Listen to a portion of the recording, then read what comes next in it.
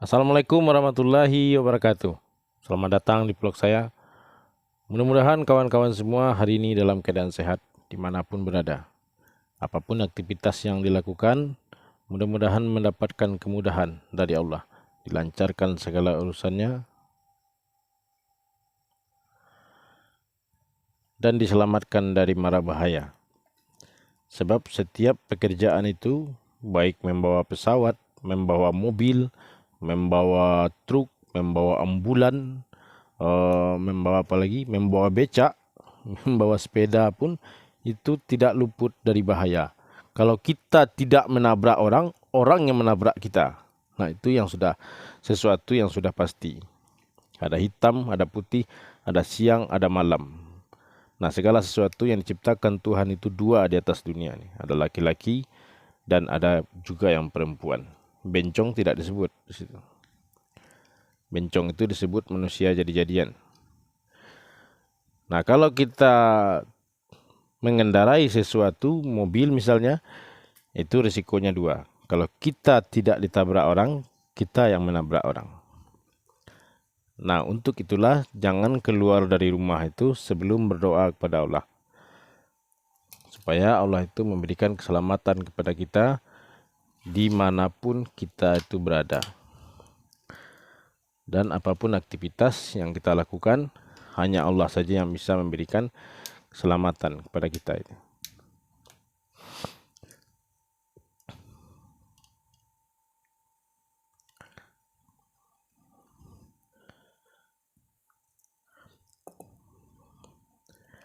Kita akan lanjutkan membaca surat Nabi Ibrahim sesuai dengan tema video saya yang ini, membaca ayat terjemahan dan sedikit tafsir sesuai dengan ilmu pengetahuan saya saja. Seperti biasa, saya akan menyampaikan uraian singkat yang dimana itu seperti masakan daging, itu adalah bumbunya. Kalau orang itu membaca Quran, membaca tafsir saja, sudah banyak orang itu yang muak dengan pelajaran itu. Itulah sebabnya majelis Al-Quran itu sepi. Tapi lihatlah tempat-tempat perkumpulan yang tidak ada hubungannya dengan agama, nah itu ramai sekali. Yang perlu kawan-kawan ketahui, bahwa selain dari Allah yang bisa memberikan petunjuk kepada kita, ada lagi makhluk yang lain yang juga bisa memberikan petunjuk kepada kita, yaitu setan. Setan itu membangunkan orang untuk bangun subuh. Cepat sekali setan itu membangunkan. Hai bro, bangun, sholat subuh. Kemudian orang itu terpontang-panting, mandi, kemudian berlari-lari ke masjid. Pulang dari masjid, orang itu begitu setiap hari. Dan kemudian orang itu disuruh belajar membaca Al-Quran. Sampai kemudian bacaan Al-Qurannya itu pintar sekali. Enak sekali suaranya itu didengar. Kemudian belajar tafsir, belajar terjemahan sampai ke luar negeri. Dan kemudian setelah sholatnya hebat, mengajinya hebat, ilmu hadisnya hebat. Dan kemudian setan itu menyuruh orang itu untuk membusungkan dadanya. Menepuk dadanya. Hei bro, katakan kepada kawan-kawan kamu itu, bodoh kau, sesat, salah itu.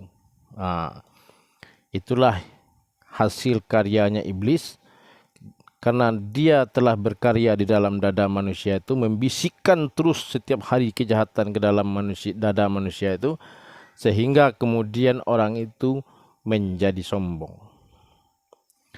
Orang yang ilmunya hebat, ceramahnya hebat, ngajinya hebat, disuruh oleh setan itu untuk sombong kepada kawan-kawannya. Dia mengatakan kawan-kawannya itu salah, itu haram, sesat, tidak benar, saya ini yang benar. Nah, itu kalau ada kawan-kawan kita seperti itu, jangan marah kepada dia. Sebenarnya dia itu sedang bersahabat dengan setan. Karena apa? Karena yang memiliki sifat sombong itu hanya setan, yang lain tidak ada. Yang disebut manusia oleh Allah di dalam Al-Quran itu, manusia yang menjaga lisannya, yang menjaga tangannya dari menyakiti orang lain. Nah, selanjutnya yang disebut manusia itu adalah berakhlak mukarimah seperti yang telah dicontohkan oleh Nabi Muhammad sallallahu alaihi wasallam. Dia taat kepada Allah dan menghormati semua makhluk ciptaan Tuhannya. Menghina makhluk lain, menghina ciptaan Tuhan yang lain, berarti orang itu sudah menghina yang menciptakan makhluk itu, yaitu Allah Subhanahu wa taala.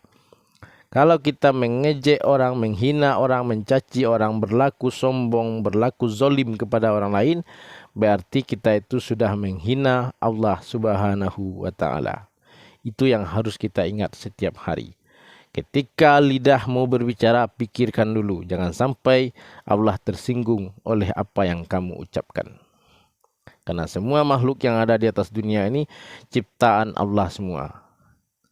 Dia tidak mengaji, dia tidak sholat, dia mau kafir ke, mau sesat ke, dia itu ciptaan Allah. Tidak ada urusannya dengan kita untuk mencaci maki dia. Kalau kita berilmu, pintar mengaji, cukup buat kita saja. Tidak perlu sampai mengejek dan menghina orang lain.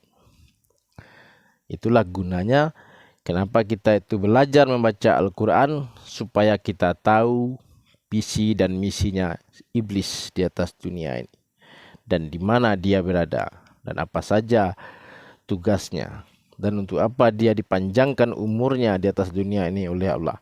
Yaitu mencari kawan sebanyak-banyaknya untuk teman dia nanti di neraka jahanam. Oke kawan, kita akan lanjutkan sedikit pelajaran kita hari ini. Surat Ibrahim, surat ke-14 ayat 11. A'udzubillahi minasyaitonirrajim. Bismillahirrahmanirrahim.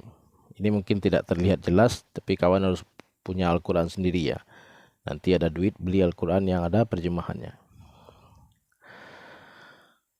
Qalat lahum rasuluhum innahnu illa basyarum mislukum walakinallaha yamunna ala man yasha' ala man yasha'u min ibadihi wa ma kana lana an na'tiyakum bisultanin illa biiznillah wa 'alallahi falyatawakkalil mu'minun. Nah, ini kalau kawan melihat dengan teliti mungkin bacaan saya ini banyak yang salah. Ya, tapi harap dimaklumi, hanya segitu kemampuan saya. Kita akan lanjutkan membaca terjemahannya. Rasul-rasul mereka berkata kepada mereka, kami hanyalah manusia seperti kamu. Tetapi Allah memberi karunia kepada siapa yang Dia kehendaki di antara hamba-hambanya. Tidak pantas bagi kami mendatangkan sesuatu bukti kepada kamu, melainkan dengan izin Allah. Dan hanya kepada Allah saja kehendaknya orang yang beriman bertawakal. Saya ulangi. Hanya kepada Allah saja hendaknya orang yang beriman itu bertawakal. Atau menyerahkan diri segala urusannya kepada Allah.